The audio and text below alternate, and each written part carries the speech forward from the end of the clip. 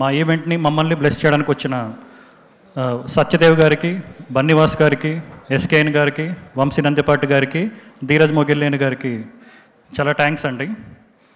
And ఈ series 1.5 year back start అయిందండి, అంటే రైటింగ్ అన్నీ. అప్పటి నుంచి నేను, వినోద్ అండ్ మా సాయన్న మేమందరం ట్రావెల్ అవుతూనే ఉన్నాము. అండ్ ప్రతి ఎపిసోడ్ కానీ ఏ సీన్ అయినా రాసేటప్పుడు చాలా ఎగ్జైట్మెంట్తో మంచి కిక్ ఇస్తూ వచ్చింది.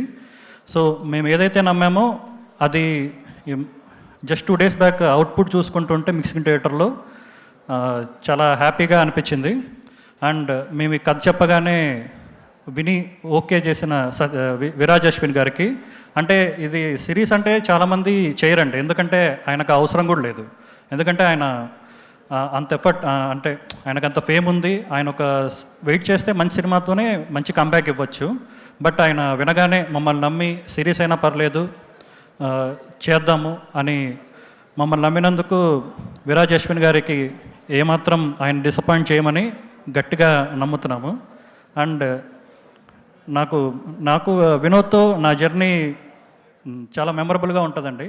అంటే తను ఎంత, అంటే ఒక్కసారి కూడా తను చిరాకు పడ్డం నేను ఎప్పుడు చూడలేదు. అంటే ఈ 4-5 daysలో కూడా తను ఎంత ఇబ్బంది పెట్టినా, లేదు అవుట్ కావాలి, ప్రివ్యూ కావాలి, ఖచ్చితంగా చేయాలని ఎంత ఇబ్బంది పెట్టినా కూడా ఒక్కసారి కూడా తను ఏమాత్రం చిరాకు పడకుండా అన్నీ భరిస్తూ మమ్మల్ని భరించినందుకు వినోద్కి చాలా థ్యాంక్స్.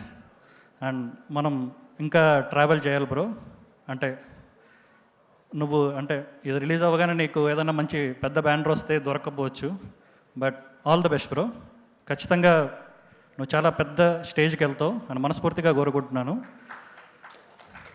అండ్ మా శరత్ అన్న, అండ్ ఆయన జస్ట్ ప్రొడ్యూసర్ అంటే ఏదో ఈటీవీని ఇచ్చేసింది ప్రాజెక్ట్ అలా ఎగ్జిక్యూట్ చేశామని కాకుండా, అండ్ ఆయన క్రియేటివ్ ఇన్పుట్స్ కూడా చాలా బాగా, అంటే ఆయన మ్యూజిక్ సిట్టింగ్స్లో కూర్చోవడం కానీ, స్టోరీ సిట్టింగ్స్లో కూర్చోవడం కానీ, అండ్ గ్లిమ్స్కి కూడా, అంటే మేము ఫస్ట్ రిలీజ్ చేసిన గ్లిమ్స్కి కూడా ఆయనే స్క్రిప్ట్ ఆయనే రాశారు. అండ్ దాన్ని ఫైన్ ట్యూన్ తర్వాత చేసుకున్నాం కానీ, బట్ ఆ ఐడియా కానీ ఏదైనా ఆయనే జనరేట్ చేశారు.